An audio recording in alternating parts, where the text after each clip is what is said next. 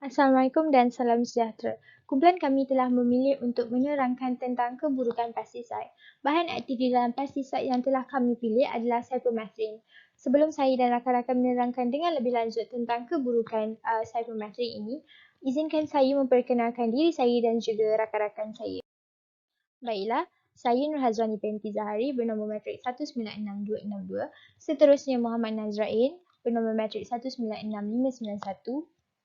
Syed Afiq Zulhusni 198845 dan akhir sekali Wan Ridwan Zulkarnain bernombor matrik 199004. Baiklah, saya akan mulakan dengan memperkenalkan apa itu cypermethrin. Cypermethrin merupakan pyrethroid insecticide. Pyrethroid insecticide adalah satu kelas chemical yang istimewa di mana bahan aktifnya kebanyakannya dijumpai di dalam aktif modern insecticide dan digunakan dalam pest management professional. Ianya disintesis pada tahun 1974. Seterusnya, cypermethrin merupakan satu chemical bahan chemical sintetik yang menyerupai kepada pyrethrin di dalam ekstrak pyrethrum. Ekstrak pyrethrum ni datangnya daripada pokok kekwa. Seterusnya, cypermethrin dicipta ataupun didesain untuk menjadi lebih efektif. Efektifnya lebih lama daripada pyrethrin. Kita boleh lihat gambar Razak di bawah merupakan struktur kepada cypermethrin. Seterusnya, saya akan menerangkan tentang bagaimana cypermethrin ini berfungsi ataupun bagaimana ianya bekerja. Cypermethrin akan disembur pada daun ataupun bahagian-bahagian pokok yang lain.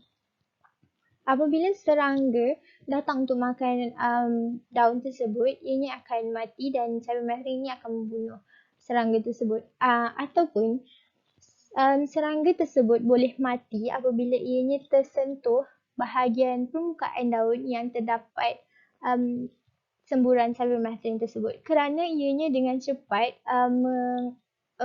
efek sistem saraf serangga tersebut dan ianya mengganggu fungsi neuron dan interaksi dengan saluran natrium.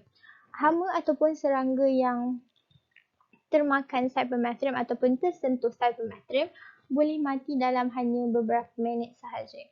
Baiklah, seterusnya adalah contoh produk yang mempunyai ataupun mengandungi cypermethrin. Antara ialah termiticides, ammo, cybush ataupun outdoor insecticide dan lain-lain. Baiklah, itu sahaja daripada saya. Rakan saya akan menerangkan dengan lebih lanjut tentang tentang keburukan cypermethrin. Okay, my name is Wan Ridwan Zulkarnain bin Manzanuddin. So I will present to you about the effect of cypermethrin on humans. So basically, cypermethrin is moderately toxic to skin contact and injection. It may cause irritation to the skin and eye, and it also cause allergic skin reaction in humans. So the effect of cypermethrin on human health and the environment depend on how much cypermethrin is present and the length and frequency of exposure. The effect also depend on the health of a person and or certain environmental factor. So the excessive exposure can cause nausea, headache, muscle weakness, salivation, shortness of breath, and seizure. Okay, next. These are the symptoms affected by cypermethrin. So the firstly, as we can see at this picture, which is the first symptom is numbness and tingling. The second thing is itching and burning sensation. The third thing is the loss of bladder control. And the fourth is the seizure. And the lastly is possible death. Okay, next, I read some case, which is a man that after eating a meal cooked 10% cypermethrin or oil mix that was mistakenly used for cooking oil. So shortly after the meal, the victim experience this symptom, which is nausea and prolonged vomiting, and then stomach pain and dehydra. So cypermethrin is give bad effect on human. So that's all from me. Okay, thank you. Okey, saya akan menerangkan tentang mode of action untuk haiwan. Pada haiwan, kulit tahan atau resisten terhadap pendedahan cypermethrin. Tetapi apabila terdedah secara lisan ataupun secara langsung, maka ia akan menyebabkan kesan toksik sama seperti pada manusia. Okey, kesan terhadap pembiakan. Pendedahan haiwan yang bunting iaitu pregnant laboratory animal terhadap cypermethrin boleh menjejaskan dia punya baka ataupun anak mereka. Memberi makan arnab yang bunting akan mengakibatkan perkembangan organ yang perlahan dan keabnormalan skeletal ataupun tulang pada baka atau anak mereka. Tikus yang terdedah kepada cypermethrin akan menunjukkan kelewatan dalam perkembangan. Contohnya seperti lambat dalam pertumbuhan gigi, lambat dalam pembukaan mata dan sebagainya berbanding tikus yang tidak terdedah. Kesannya terhadap tikus jantan pula, pembiakan tikus jantan akan terjejas pada cypermethrin. Jumlah abnormal sperma akan meningkat seiring dengan peningkatan dos cypermethrin. Satu penyelidikan telah dijalankan dan ianya menunjukkan bahawa cypermethrin ni boleh mengganggu fungsi normal hormon seks untuk haiwan. Untuk kesan terhadap mutagenicity, satu test terhadap tikus telah menunjukkan bahawa cypermethrin ni dia boleh merosakkan bahan genetik. Suntikan cypermethrin menyebabkan peningkatan dalam bilangan sel dengan kromosom yang tidak normal dalam tulang sumsum dan juga limpa. Seterusnya ialah kesan terhadap sistem imunisasi. Untuk arnab dan juga tikus, cypermethrin ni telah menunjukkan iaitu dia akan menyekat fungsi sistem imunisasi.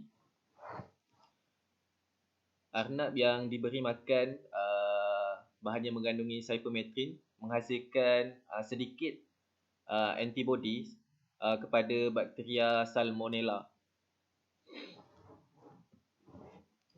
Untuk ada chronic effect, long-term feeding studies with laboratory animal telah menunjukkan bahawa cypermethrin ni mempunyai pelbagai kesan.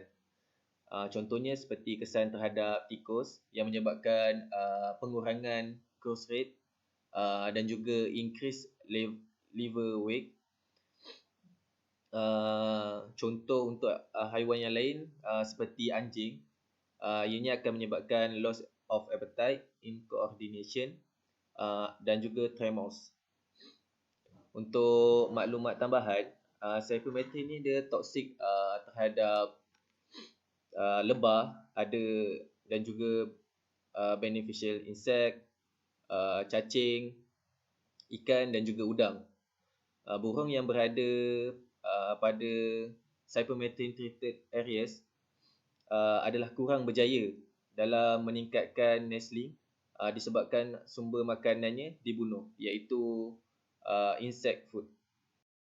Okay, baiklah, saya akan sambungkan untuk mode of action iaitu environment untuk alam sekitar. Okey, baiklah.